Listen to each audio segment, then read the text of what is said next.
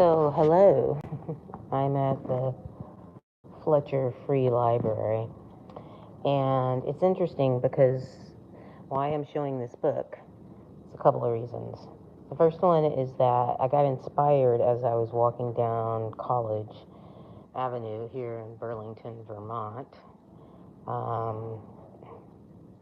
because I saw a chrysanthemum, and then I thought, oh man, I remember that story, and the story behind it is that every year at the beginning of the school year, I taught first grade for like 7 years out of the 13 years or so that I've taught. And I would always read Chrysanthemum in the beginning of the year. And it's about bullying, and it's about loving who you are, loving your uniqueness. Um, and then I remember at the moment I am experiencing houselessness, and of course, I mean, I'm fortunate I have a shelter. I mean, you know how shelters go, I guess. Um, and there's a lot of things that are concerning, but it's clean and I have a roof over my head, so there's that. So, um, but anyway, I heard one of the residents talking about reading a story to his kids that's somewhere, not at the shelter, it's for adults. And I was thinking, oh man, I should like get this book and then he could read it. And it's like, nah, nope, that's not what I'm going to do. I would do that in normal life, but it's not possible. But then I thought, well, I'm going to go ahead and kind of read it. I don't know, for one, I haven't read a story out loud for like ever. Um, but I don't know if I'm going to read the whole thing. But I wanted to read some of it. So, Chrysanthemum. So, yeah, I was inspired because it's such a good story. Chrysanthemum. Hmm. The day she was born was the happiest day in her parents' life. She's perfect, said her mother. Absolutely, said her father. And she was. She was absolutely perfect.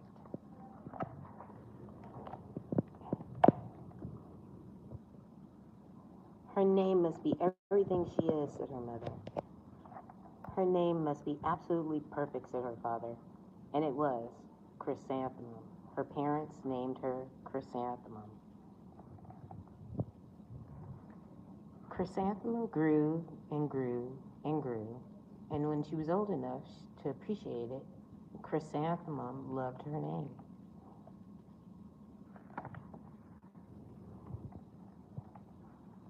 She loved the way it sounded when her mother woke her up. She loved the way it sounded when her father called her for dinner. And she loved the way it sounded when she whispered it to herself in the bathroom mirror. Chrysanthemum, chrysanthemum, chrysanthemum. Chrysanthemum loved the way her name looked when it was written with ink on an envelope. She loved the way it looked when it was written with icing on her birthday cake.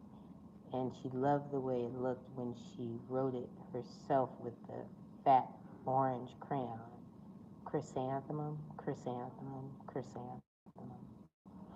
If anybody's wondering why I'm reading this, it's because, excuse me, I used to teach and I was inspired because I was walking to the library and I saw a chrysanthemum, and I'm working on a project and I thought this book would be good to read for it. But then, again, I'm living with a group of people somewhere. Maybe I shouldn't say where exactly. But the guy was talking about reading a story to his kid, and I was like, huh, I should maybe check this book out and give it to him. Although I think his kid is a baby, so I don't know if it would work. But then I was like, nah, I can't do that because of the way the situation is. But anyway, so I just wanted to read it because I have a feeling he might learn about this book somehow. And even if he doesn't read it, I just want to read it. So anyway, Chrysanthemum thought her name was absolutely perfect. And then she started school. On the first day, Chrysanthemum wore her sunniest dress and her brightest smile. She ran all the way. Hooray, said Chrysanthemum. School! But then Mrs. Chudd took roll call, and everyone giggled upon hearing Chrysanthemum's name. There's Mrs. Chudd, Don, Eve, Louis, Al, Les, Kay, Max, Sue, Bill, Pat, Tom, Sam, Ken, Joe, Rita, Victoria, and then Chrysanthemum. And this is the part where, if you're teaching, this is like the first week of school because we're talking about names. We do a whole chart and count the number of letters in our names, etc. And what do you guys notice? That everybody else's name is really short and boring. And I was just thinking about this. The antagonist, who is Victoria, previously had the longest name out of everybody until Chrysanthemum got there. It's so long, said Joe. It scarcely fits on her name tag, said Rita, pointing. I'm named after my grandmother, said Victoria. You're named after a flower. Chrysanthemum wilted. She did not think her name was absolutely perfect. She thought it was absolutely dreadful. The rest of the day was not much better. During nap time, Victoria raised her hand and informed Mrs. Chudd that Chrysanthemum's name was spelled with 13 letters. That's exactly half of as many as there are in the entire alphabet, Victoria explained. Thank you for sharing that with us, Victoria, said Mrs. Chudd. Now put your head down. And I remember the kids would say things like, what's wrong with that teacher? Why doesn't she care? If I had a name like yours, I'd change it, Victoria said, as the students lined up to go home. I wish I could, thought Chrysanthemum miserably. Welcome home, said her mother. Welcome home, said her father. School is no place for me, said Chrysanthemum. My name is too long. It scarcely fits on my name tag. And I'm named after a flower. Oh, pish, said her mother. Your name is beautiful and precious and priceless and fascinating and winsome, said her father. It's everything you are, said her mother. Absolutely perfect, said her father. And this is great because this is like one of those books that you can talk about the language, even in first grade. And the kids are just, everyone knows about bullying, so I'm not going to go through everything. But this night, she dreamt about her name being Jane. And then the next day she gets up, and it's interesting because her clothing changes. Like the first day she wore her sunniest dress. The next day she wore her most comfortable dress because, she's feeling uneasy. And then these kids again are bullying her and say, she even looks like a flower. And then the rest of the day was not much better. And then the bullying gets worse. So she goes, this is Victoria, the antagonist.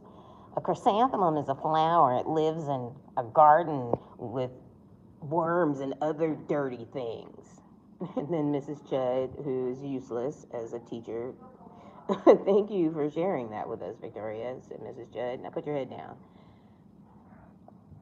The kids would be outraged. They were like, that's bullying. Why isn't she saying anything? I just can't believe your name, Victoria said, and as the students lined up to go home. Neither can I, thought Chrysanthemum miserably. And then her parents were super supportive. I won't repeat the whole thing, but it's the thing that all good parents would say.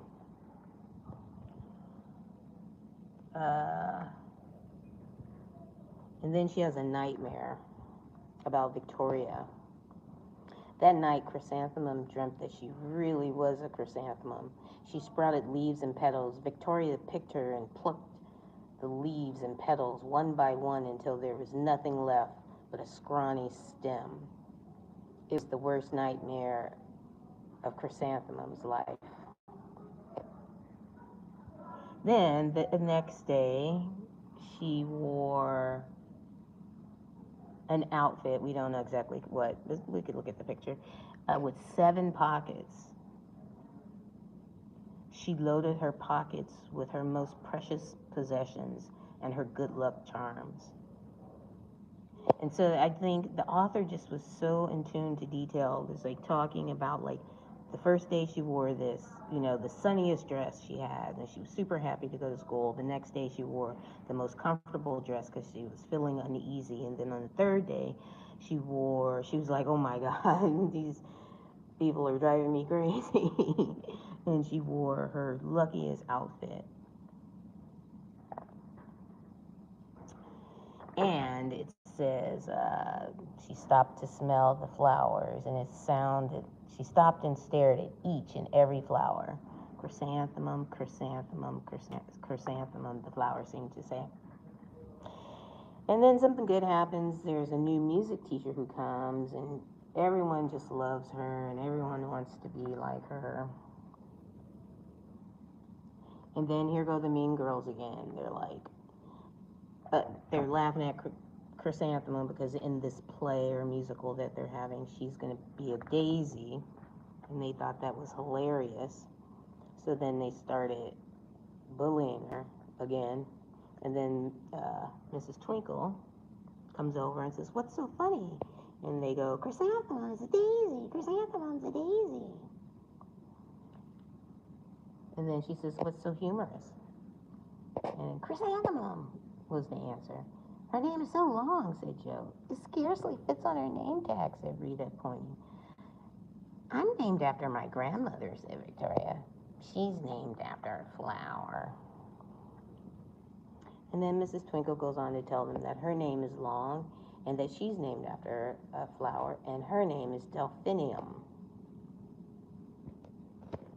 And then Chrysanthemum feels really great about herself because her favorite teacher is also named after a flower, and everyone loves her. And so she feels so great, and she wore her lucky outfit with the 7 pockets. And then, of course, the mean girls are like, "Call me Marigold," said Joe. "I'm a carnation," said Rita. "My name is Lily of the Valley," said Victoria. Chrysanthemum did not think her name was absolutely perfect. She knew it. And there's an epilogue, and then, of course, the Victoria froze in the play or musical or whatever it was, and forgot all her lines. And then Mrs. Twinkle had a baby and named her baby Chrysanthemum. So, if anyone who's watching ever wants to read a really fun book, I would say I read it to first graders, and they loved it. So, but I mean, I don't know. If you want to read it to a baby, you can read anything to anyone. So, I just read it for the first time in I don't know, probably I haven't read it in 8 years or something. But it's a really good book for a lot of different reasons. So that's what I had to share today. I just thought about it. I haven't been on my channel. Well, I was doing a live when I was in Jeffersonville. That was fun.